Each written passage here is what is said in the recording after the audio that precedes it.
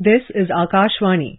In the program Spotlight, now we bring you a discussion on rejuvenating India's cultural heritage. The participants are Shekhar Iyer, political analyst, and Ishan Mittal, anchor. Today we'll hold a discussion on the rejuvenation of India's cultural heritage over the past 9 years under the current government led by Prime Minister Narendra Modi. As part of his call for Panch Pran, the Prime Minister gave a call for the reconstruction Ram Janmabhoomi in Ayodhya. There were other initiatives undertaken in order to ensure the museumization of important places. Apart from that, there have also been efforts not only to bring back the cultural ethos in the armed forces, but also in the recognition of the tribal communities. To discuss more about this, we have with us our expert, Mr. Shekhar Iyer. Shekhar Iyer, welcome to the show. Thank you. So could you talk about the Modi government's emphasis on rejuvenation of culture, of heritage, as well as significant investment in these initiatives over the past tenure as well as the current ongoing tenure? The last 9 years, definitely there has been a big sea change in the way we are looking at our cultural heritage, the way we are looking at our, what we call the virasat that we have received, over a period of time. And definitely, this government celebrates 9 years. We can see a lot of transformation has come. Our legacy and our heritage and places associated with them have undergone a change. Prime Minister has always been emphasizing that we have to read history and we have to define our future and save our heritage for the present and for future generation. With that spirit, you can see that a lot of places have undergone transformation, particularly holy places. And today we saw the Kashi Vishwanath Dham completely developed, and people could not conceive that could actually do things in Kashi because it's an older city full of congestion and there were a lot of problems. But with the determination of the Prime Minister, we saw the Kashi Vishwanath corridor was inaugurated, which gives you a direct view from the river Ganga to straight away to the shrine for Kashi Vishwanath. That was a very big thing. Besides that, we saw Bhumi Pujan for Ram Temple after the Supreme Court verdict on the dispute. And after that, work has gone in a full speed. And it has been quite challenging to build the temple because of the nature of the soil. But the trust which has been set up there, which has been undertaking work, now we are told the work is nearing completion by October end. And possibly after January 15th, the Prana Pratishtha, that full consecration of the Ram temple will be done in Ayodhya. This is a very big thing that has happened. Similarly, we saw Prime Minister initiative for the redevelopment of Kedarnath Dham, which was affected by the floods of 2013. Similarly, there has been other schemes which have been taken care of under the Swadesh Darshan scheme. So various pilgrimage sites have been improved and developed. I can name some more also, like the revival of the Ujjain Mahakal Temple Corridor. That was also a big project that was undertaken and constructed. And similarly, there has been reconstruction of some of the old damaged temples, particularly the Kashmir Valley as well as in Jammu. This is also a very big thing. And several holy ghats for many rivers, they have been redeveloped, not only in Banaras, but also in other places that has happened. So you can see that, this whole idea that we will have to, whether it is Kedarnath, or whether it is Char Dham pilgrimage, improvement with all-weather roads, or as I mentioned, the revival of this Ujjain Mahakal Temple Corridor. So all these things have seen that across the length and breadth of India, from Kanyakumari to Kheer Bhavani, or from Somnath to Bodh Gaya, or to Sarnath, or from Lakshadweep to Leh, all these places which are today reverberating with memories and of sites which represent our rich cultural heritage. Going forward from the revival aspect of this government's concentration on heritage to actually creating new monuments which actually hark back to the heritage of certain leaders who were stalwarts in India's independence movement. Could you shed light on that, from the Statue of Unity to the Suhail Dev Memorial? There is a certain revival of stalwarts who may not have been forgotten, but who may not have received the due that was required for them over the years.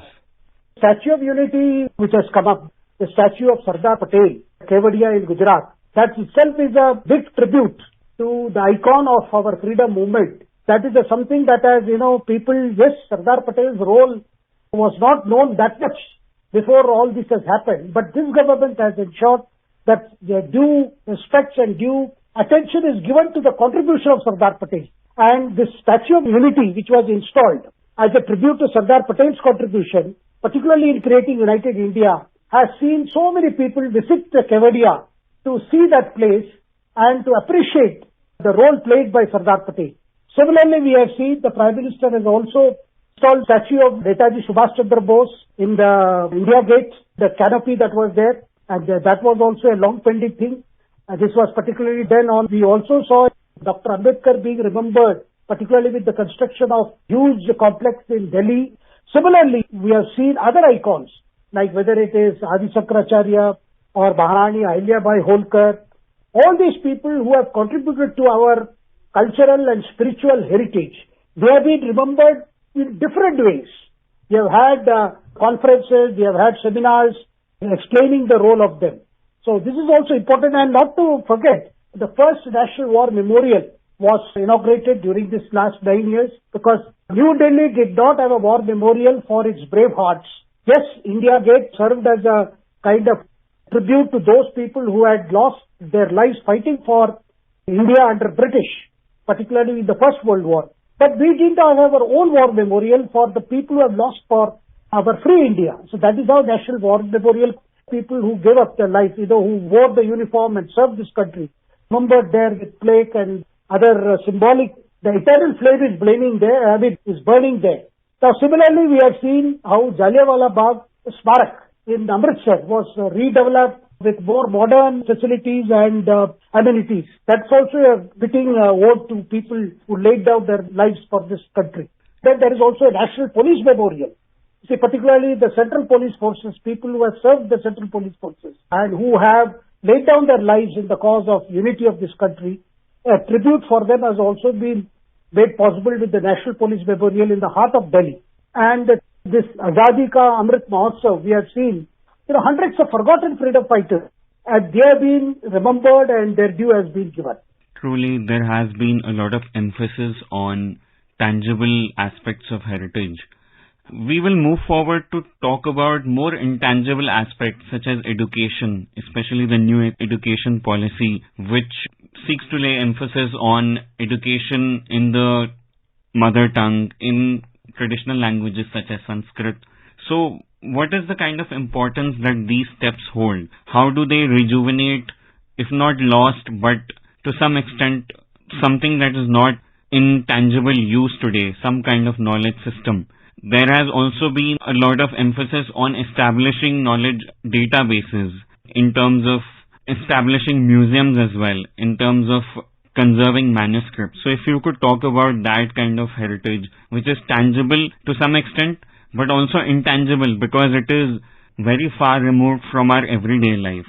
We have sea change in how we are preserving our traditional customs and knowledge systems and how they can be made to serve mankind. So we have seen investment has been made in the Indian traditional medicine system. So much so now the whole world knows about the system of Ayurveda, which has been promoted in a big way, and we are having a lot of people coming to India these days to take the benefit of Ayurveda, which provides a holistic approach to well-being, to good health. So that is the thing, and WHO Global Center for Traditional Medicine was set up in Gujarat. Similarly, right from the beginning, we saw Prime Minister deciding to declare June 21st as the Vishwa Yoga Divas or World Yoga Day, and it has been going on year after year.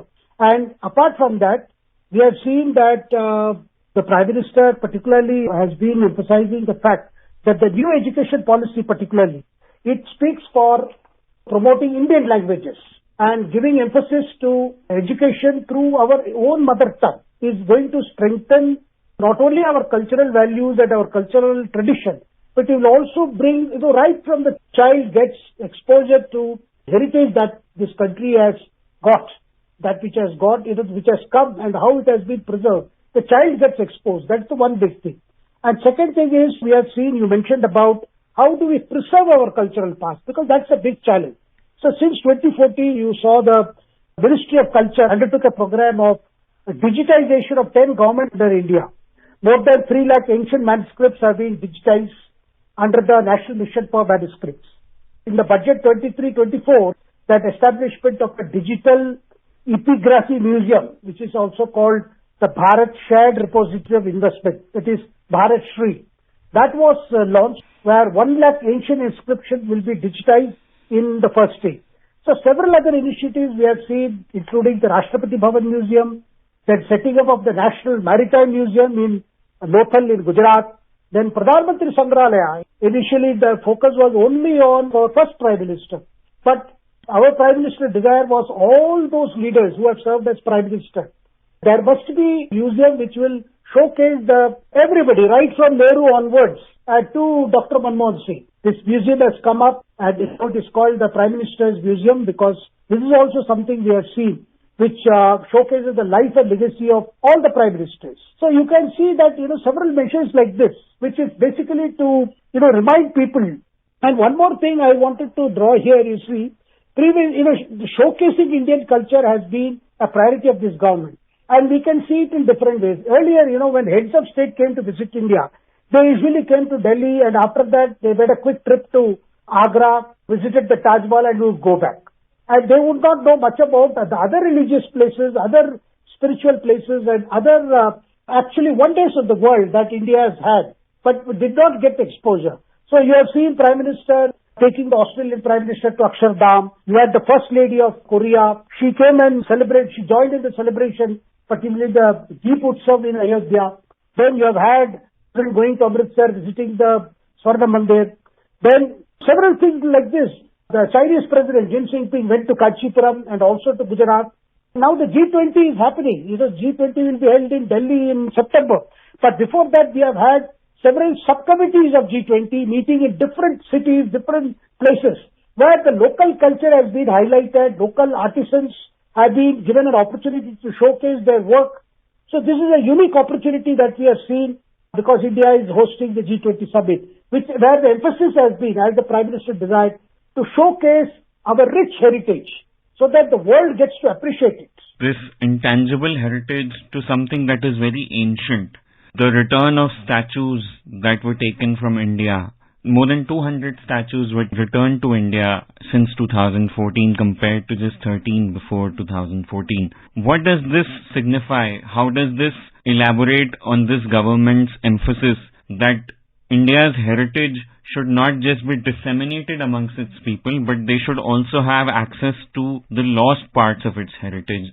Absolutely, because getting back the artifacts that were stolen from India, or bronze statues that were stolen from, some of them from the temples in South India. And this required coordination with authorities in Australia, America, Europe, particularly Germany, and even very far-flung places, where it required both law enforcement agencies to coordinate and bring these statues back.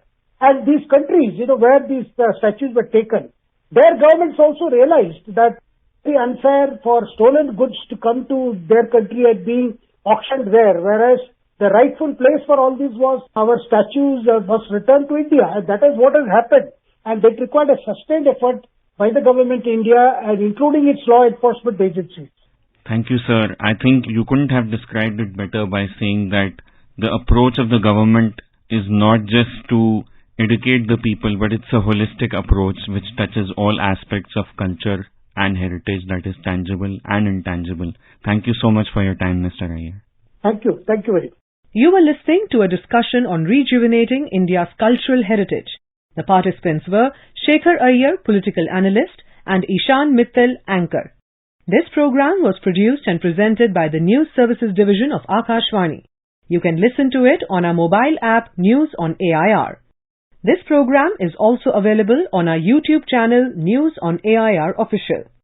You may share your feedback about this program through email at airnsdtalks@gmail.com or WhatsApp on 928 909 4044.